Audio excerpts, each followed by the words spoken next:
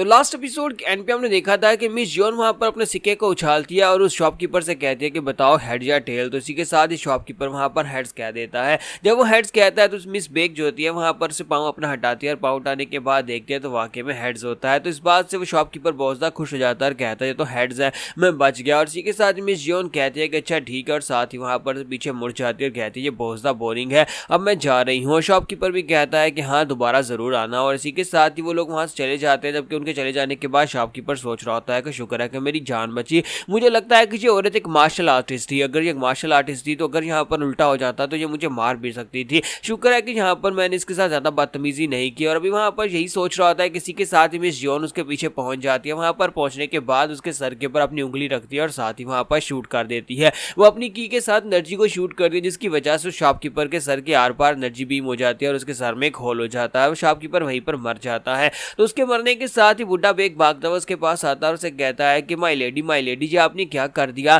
Clearly यहाँ पर heads आया था और वो जीत गया था, फिर आपने यहाँ पर इसको क्यों मार दिया है। तो इसी के साथ ही मिस जॉन जो होती है वो उसे कहती है कि अच्छा तो तुम्हें लगता है कि हेड्स आया था। और इसी के साथ ही वहां पर नीचे पड़े हुए सिक्के को वहां पर दोबारा घुमाती है और सिक्के को घुमाने के बाद जब वहां पर टेल्स आ जाता है तो वो उसे कहते हैं कि देखो टेल्स आ गया है, यानी कि अब यहाँ पर बेहतर है। और इसी के साथ ही बुड्ढा मास्टर उसे कहता है लेकिन अगर आप इसी तरह दिन दहाड़े लोगों को मारती रही तो फिर हमें सबूत मिटाने के लिए और लोगों को मारना पड़ेगा, क्योंकि यहाँ पर आसपास बहुत सारे घर हैं, सभी लोगों में से किसी न किसी ने तो आपको देख ही लिया होगा। तो मिस जॉन से कहती है कि क्या तुम्हें लगता है कि अब यहाँ पर उन लोगों को जिंदा छोड़ा जा सकता है, अब यहाँ पर जितने लोग हैं उन सभी को भी मार डालो, इस गांव में किसी एक को भी जिंदा मत छोड़ना, या फिर तुम ये चाहते हो कि सबको मैं करूं। तो ये बात सुनने के बाद बुड्ढा मास्टर से कहता है नहीं नहीं नहीं आपको कुछ करने की जरूरत नहीं है, मैं अभी जाता हूँ जाकर करके आता हूँ। अपनी तलवार निकालता है वहां पर गाँव की तरफ आगे बढ़ जाता है कि उस गाँव में जितने लोग हैं उन सभी लोगों को जाकर मार दिया जाए ताकि किसी को पता ना चल सके कि मिस जॉन ने यहाँ पर शॉपकीपर को मारा है। तो इसी के साथ ही मिस जॉन जो होती है वहां पर उसे कहती है लेकिन मुझे जाने से पहले एक बात तो बताओ कि हमें क्या ऑर्डर्स मिले हैं,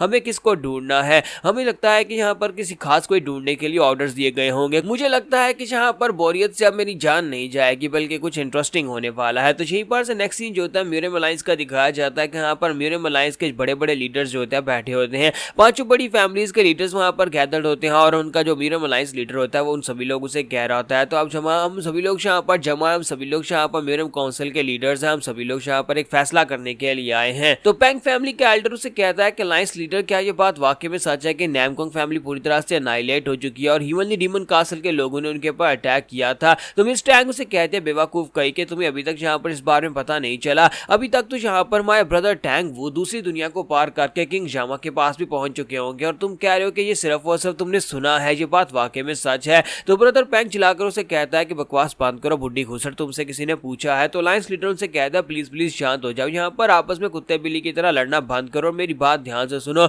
ये बात वाकई में सच है। हमारी इन्वेस्टिगेशन के मुताबिक ये बात वाकई में सच है कि नैमकोंग फैमिली के ऊपर अटैक हुआ था और ह्यूमनली डीमन कासल के लोगों ने ये किया था। तो वुडेंग सेक्टर के पैट्रियार्च कहता है उन कमीने लोगों की हिम्मत तो देखो, वो दिन दहाड़े यहाँ पर हमारे सेक्टर्स को तबाह कर रहे हैं और उन्होंने एक राइटियर सेक्टर को तबाह कर दिया। शावलिन टेंपल के मास्टर कहते हैं अमिताभा उन्हें ऐसा नहीं करना चाहिए था। जबकि अलायंस लीडर उनसे कहते हैं कि हाँ ये बात वाकई में सच है, हाँ पिछले 100 साल से यहाँ पर कोई फाइट नहीं हुई। पिछले 100 साल पहले यहाँ पर डिमोनिक फैक्शन के साथ एक फाइट हुई थी लेकिन उसके बाद से हम लोगों ने यहाँ पर उनको ऐसे दबा कर रखा हुआ था कि डिमोनिक फैक्शन के लोग सामने नहीं आए थे, लेकिन अब अचानक से वो लोग फिर से सामने आ रहे हैं। इसका मतलब यह है कि ये वक्त बहुत ज्यादा खास और यहाँ पर बहुत ज्यादा एक्स्ट्राऑर्डिनरी पावर के साथ उन लोगों ने अटैक किया है और फिर से एक जंग छिड़ सकती है। उनमें से एक एल्डर कहता है कि वाकई में वो इतने ज्यादा पावरफुल हो चुके हैं कि उन लोगों ने नैमकोंग फैमिली को पूरी तरह से एक्सटर्मिनेट कर दिया है। तो अलायंस लीडर उनसे कहता है कि नहीं, उन्होंने नैमकोंग फैमिली को पूरी तरह से खत्म नहीं किया बल्कि एक सर्वाइवर अभी भी जिंदा है। उनकी सेकंड मिस हाई जो थी वो अभी तक जिंदा है और मिस हाई को वहां पर बुलाया जाता है। तो मिस हाई वहां पर आती है तो उन सभी को आकर ग्रीट करती है और कहती है कि प्लीज मुझे माफ करिएगा, मैं यहाँ पर इस तरह से आकर आपको ग्रीट कर रही हूँ,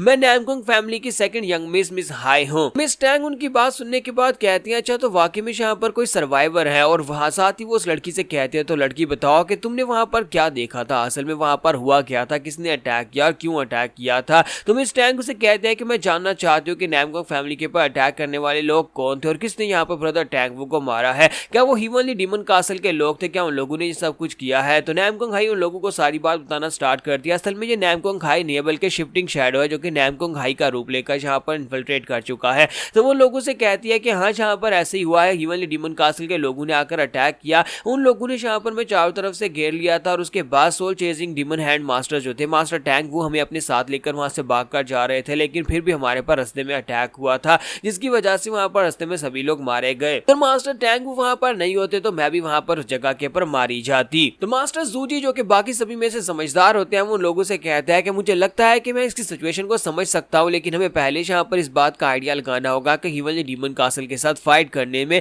हमें कितना बड़ा नुकसान उठाना पड़ेगा। और जैसे वो इतनी बात करता है, इसी के साथ एक पॉइजनस नीडल उसके पास से गुजरती है और वो बेचारा बहुत ज्यादा घबरा जाता है और कहता है कि मिस टैंग, कहीं तुम्हारा दिमाग तो नहीं खराब हो गया? बुड्ढी खुसट कहीं की, तुम कर क्या रही हो? क्या तुम मुझे मारना चाहती हो? तो मिस टैंग उसे कहती है कि क्या तुम्हें लगता है कि मैं यहाँ पर तुम्हारी बकवास बातें सुनने के लिए बैठी हूँ? हम लोग जंग चाहते हैं, हीवनली डीमन कासल अगर जंग चाहता है तो हम लोग भी जंग करेंगे। हम तुम्हारी तरह यहाँ पर बैठकर अपना दिमाग नहीं लड़ाने वाले, बल्कि उन लोगों ने ओपनली हमें चैलेंज किया है, नामगुंग फैमिली को बर्बाद कर दिया, ब्रदर टैंगवू को मार डाला, तो हमें यहाँ पर इस सिचुएशन को संभालने के लिए अब यहाँ पर जंग चाहिए और उन सभी लोगों को ढूंढ ढूंढ कर मारना होगा। तुम्हें क्या लगता है कि तुम लोग यहाँ पर सिर्फ और सिर्फ बैठकर बातें करोगे और इस मीटिंग से कोई फैसला करोगे? तो यहाँ पर हम लोग अपनी एपिसोड 38 का एंड करेंगे और नेक्स्ट एपिसोड में देखेंगे कि ये लोग क्या फैसला करेंगे, क्या जंग होगी या फिर नहीं।